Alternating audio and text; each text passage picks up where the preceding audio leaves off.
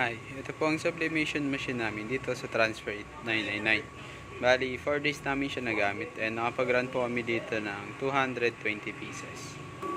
Andito po ang aming printer head area. Maayos naman po.